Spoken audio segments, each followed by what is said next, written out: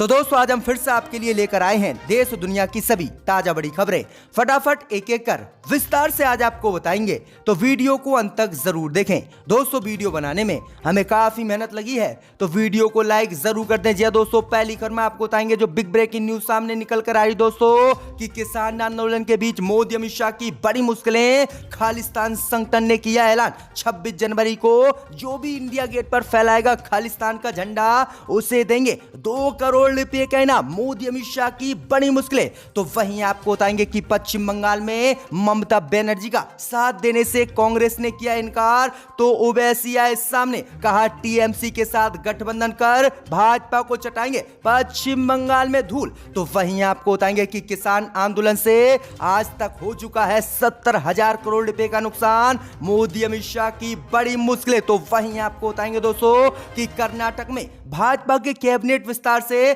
खतरे में आई युद्रप्पा सरकार। भाजपा विधायक हुए बागी, कहा अब छोड़ेंगे भाजपा को और कांग्रेस को करेंगे ज्वाइन। तो वहीं आपको बताएंगे कि सीरिया में इजराइल लड़ाकू विमानों ने की ताबड़तोड़ बमबारी, दर्जनों लोग की हो चुकी है मौत। तो वहीं आपको बताएंगे दोस्तों कि तेजस्वी यादव ने नीतीश पर बोला हमला, कहा बिहार में अब तो मेरा परिवार और मेरे विधायक भी नहीं सुरक्षित, लाशें गिनकर सोते हैं नीतीश कुमार। तो वहीं आपको बताएंगे कि नाथुराम गोडसे को भाजपा सांसद प्रज्ञा ठाकुर ने बताया देशभक्त, कहा कांग्रेस देशभक्तों को देती है हमेशा से गाली। तो वहीं आपको बताएंगे दोस्तों कि किसानों के समर्थन में उतरे शत्रुघ्न सिन्हा, मोदी अमित शाह को लगाई फटकार, कहा आग से मत खेलो वरना जल जाओगे। तो सभी खबरों आपको एक एक कर बताएंगे, वीडियो को लाइक कर दें। इसी बीच बता दोस्तों पहली खबर की ओर जो बिग ब्रेकिंग न्यूज सामने निकल कर आई दोस्तों कि किसान आंदोलन को लेकर मोदी अमित शाह की बड़ी मुश्किलें। 26 जनवरी को खालिस्तान का इंडिया गेट पर झंडा फहराने वाले को 2 करोड़ इनाम की सिख संगठन ने कर दी है घोषणा। बढ़ गई है मोदी अमित शाह की मुश्किलें। जय दोस्तों आपको बता दें ये बड़ी खबर सामने निकल कर आई दोस्तों कि सोशल मीडिया पर किसान आंदोलन से जुड़ी एक पोस्ट इन दिनों वायरल हो रही है, जिसने मोदी अमित शाह की मुश्किलें बढ़ा दी हैं।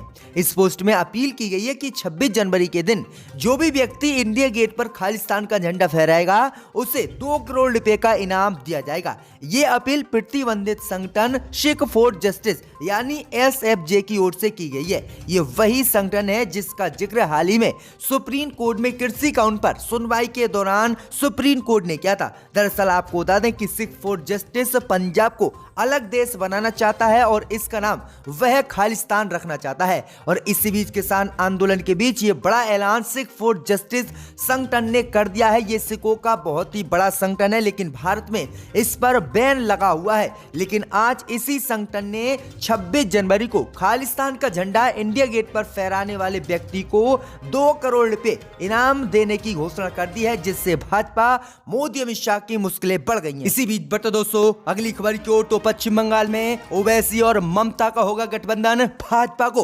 ओवैसी चटाएंगे मिलकर धूल। तो वहीं कांग्रेस ने ममता का साथ देने से किया इनकार। जहां दोस्तों आपको बता दें यह बड़ी खबर सामने निकल कर आई दोस्तों कि बुधवार को टीएमसी की तरफ से कांग्रेस और वाम मोर्चाओं से अपील की गई थी कि पश्चिम बंगाल में भाजपा को हराने के लिए वह टीएमसी का साथ दें और टीएमसी से गठबंधन कर पश्चिम बंगाल में चुनाव लड़ें, जिससे कि भाजपा नहीं जीत सके। लेकिन आपको बता दें कि ममता बनर्जी की इस अपील को कांग्रेस और वाम दलों ने आज खारिज कर दिया।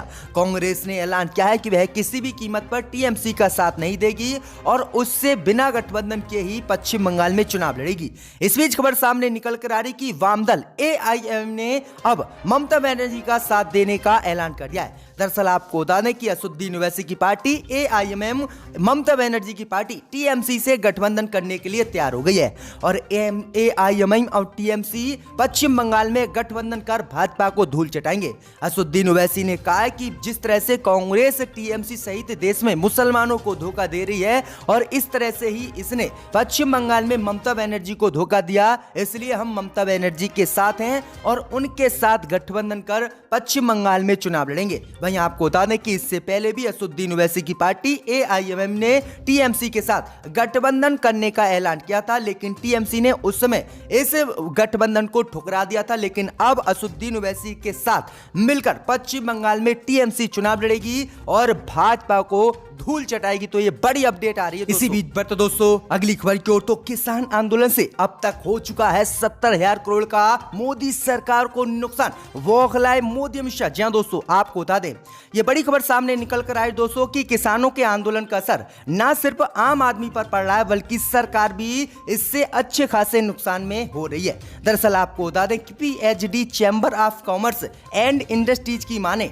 तो किसान आंदोलन से तीसरी तिमाही में 10 से 20 करोड़ रुपए नहीं बल्कि 70,000 करोड़ रुपए से अधिक का नुकसान अब तक मोदी सरकार को हो चुका है। उद्योग मंडल के अध्यक्ष संजय अग्रवाल का कहना है कि अब तक 36 दिनों के किसान आंदोलन से 2020 और 2021 की तीसरी तिमाही में मोदी सरकार को 70,000 करोड़ रुपए का आर्थिक नुकसान हुआ है। इस कारण खासकर पंजाब, हरियाणा और राष्ट्रीय राजधानी दिल्ली के समीपवर्ती इलाकों में आपूर्ति व्यवस्था में वांधा उत्पन्न हो रही है और इसलिए इन 3 राज्यों में यह नुकसान हुआ है। तो यह बड़ी अपडेट आ रही कि अब तक किसान आंदोलन से 70,000 करोड़ रुपए का मोदी सरकार को नुकसान हो गया है।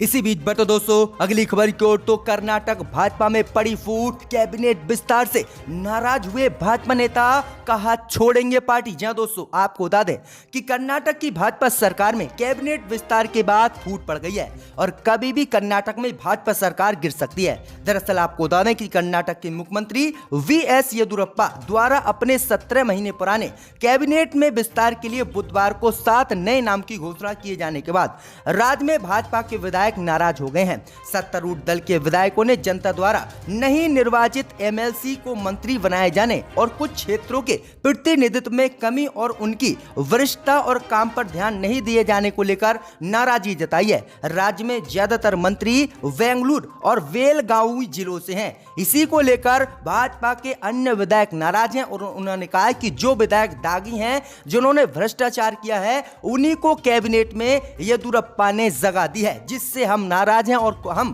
पार्टी को इस्तीफा देने वाले हैं। तो ये बड़ी अपडेट आ रही है। बुरी तरह से कर्नाटक में भाजपा घिर गई है।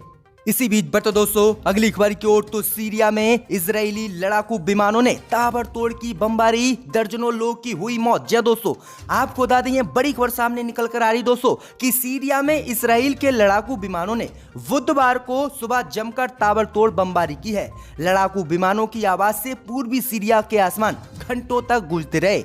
लड़ाकू विमानों ने इस दौरान ईरान समर्थित मिलिशियन के ठिकानों और हथियारों के डिपो पर भी बम गिराकर उड़ा दिए हैं। बताया जा रहा है कि इजरायली विमानों की इस भीषण बमबारी में मिलिशियन के दर्जनों लड़ाके मारे गए हैं जबकि बड़ी संख्या में घायल हो गए हैं। तो ये बड़ी अपडेट आ रही है। वहीं इजराइल ने अमेरिका के साथ मिलकर सीरिया और ईरान के लड़ाकों पर ये हमले किए हैं। तो ये बड़ी अपडेट आ रही है अमेरिका और सीरिया से। इसी बीच बढ़ते दोस्तों अगली खबर की ओर। तो तेजस्वी यादव ने बिहार में किया नीतीश पर हमला, कहा अब तो बिहार में हमारे विधायक और हमारा परिवार भी नहीं सुरक्षित, नीतीश कुमार लाशें गिनकर सोते हैं। जी दोस्तों आपको बता दें ये बड़ी खबर सामने निकल कर आई दोस्तों कि बिहार में अनकंट्रोलेड क्राइम को लेकर नेता प्रतिपक्ष यादव ने सुबह सवेरे नीतीश कुमार पर आज बड़ा हमला बोल दिया है। तेजस्वी यादव ने कहा है कि बिहार में अब विधायक और उनके परिवार भी सुरक्षित नहीं है। सीवान में RJD विधायक अवध बिहारी चौधरी के दामाद के ऊपर हुई फायरिंग की घटना के बाद तेजस्वी यादव ने यह नीतीश कुमार पर हमला बोला। तेजस्वी यादव ने आगे कहा कि बिहार की मिलावटी सरकार में कोई सुरक्षित नहीं है। विधायक और उनके परिवार पर भी सरेआम गोलियां बरसाई जा रही हैं। जब तक मुख्यमंत्री और 2 उप मुख्यमंत्री होने के बाद भी 100 से 150 लाशें प्रत्येक दिन और प्रत्येक महीना आ रही हैं, लेकिन इनको अब शर्म नहीं आ रही है और ये सरकार मिलावट की फेल होती दिख रही है। तो ये बड़ी अपडेट आ रही है। बड़ा हमला बोल दिया है तेजस्वी यादव ने। इसी बीच बढ़ते दोस्तों अगली खबर की ओर। तो नाथूराम गोडसे पर बोली भाजपा सांसद प्रज्ञा ठाकुर, कांग्रेस ने देशभक्तों को दी हमेशा गाली। जी दोस्तों आपको बता दें कि मध्य प्रदेश के भोपाल से भाजपा सांसद प्रज्ञा सिंह ठाकुर ने बुधवार को कांग्रेस नेता दिग्विजय सिंह पर निशाना साधने के दौरान नाथूराम गोडसे को देशभक्त बताया है। दरअसल आपको बता दें कि एक दिन पहले ही दिग्विजय सिंह सिंह ने गोडसे को देश का पहला आतंकी बताया था। इसी पर प्रतिक्रिया देते हुए प्रियंका ठाकुर ने कहा कि कांग्रेस हमेशा से देशभक्तों के साथ दुर्व्यवहार करती है। कांग्रेस पार्टी ने इसे भगवा आतंक तक कह दिया था, इससे ज्यादा और क्या होगा। वहीं आगे प्रज्ञा सिंह ठाकुर ने कहा कि नाथूराम गोडसे सच्चे देशभक्त थे और कांग्रेस सच्चे देशभक्तों को हमेशा देशद्रोही कहती है। इसी बीच बटे दोस्तों अगली खबर की ओर तो सपा सांसद एसटी हसन ने दिया बड़ा बयान। कहा राम मंदिर का चंदा जमा करने वालों पर होकर रहेगा पथराव। जय दोस्तों, आपको बता दें कि उत्तर प्रदेश के मुरादाबाद से समाजवादी पार्टी के सांसद एसटी हसन ने अयोध्या में राम मंदिर निर्माण को लेकर आज बड़ा बयान दिया है। सांसद एसटी हसन ने यूपी में बीजेपी पर आरोप लगाया है कि वो आने वाले चुनाव में फायदा लेने के लिए राम मंदिर का चंदा लेने निकले लोगों पर पथराव करवाती है। गौरतलब है कि सपा सांसद एसटी हसन ने बीजेपी पर राम मंदिर निर्माण के जरिए राजनीति करने का आरोप लगाया है। एसटी हसन ने कहा है कि बीजेपी उत्तर प्रदेश में हिंदू मुस्लिम के बीच सद्भाव को बिगाड़कर चुनाव में फायदा ले सकती है और इसमें से कुछ बिके हुए मुसलमान उनका साथ देंगे। वहीं समाजवादी पार्टी के सांसद एसटी हसन ने कहा है कि बीजेपी के लोग राम मंदिर के लिए चंदा लेने निकलेंगे और कुछ बिके हुए मुसलमान उन पर पथराव करेंगे। इससे बीजेपी को चुनाव में फायदा मिलेगा और पथराव होने के बाद ये बड़ा दंगा हिंदू मुस्लिम का उत्तर प्रदेश में कराएंगे। तो ये बड़ी अपडेट आ रही है, बड़ा दावा और बड़ा हमला भाजपा पर आज सपा सांसद एसटी हसन ने बोल दिया है। इसी बीच बटे दोस्तों अगली खबर की ओर तो किसानों के समर्थन में उतरे शत्रुघ्न सिन्हा। कहा मोदी सरकार आग से न खेले नहीं तो जल जाएगी। जहां दोस्तों आपको बता दें कि कृषि कानून को लेकर जारी सियासत के बीच सुप्रीम कोर्ट के इन कृषि कानून पर रोक लगाने के फैसले पर अब जो है बड़ा बयान शत्रुघ्न सिन्हा ने दिया है। शत्रुघ्न सिन्हा ने कृषि कानून का विरोध करते हुए किसानों को अपना समर्थन दिया है और मोदी सरकार को नसीहत दी है कि ये आग है और आग से मोदी अमित शाह ना खेलें, इसलिए कृषि कानून को वापस ले लें। तो ये बड़ा बयान शत्रुघ्न सिन्हा ने आज किसानों के समर्थन में दिया है। मगर मैं दोहराना नहीं चाहता, मैंने ये भी देखा था 2006 में कि एक एमपी ने यहां पर आकर अपने फाइल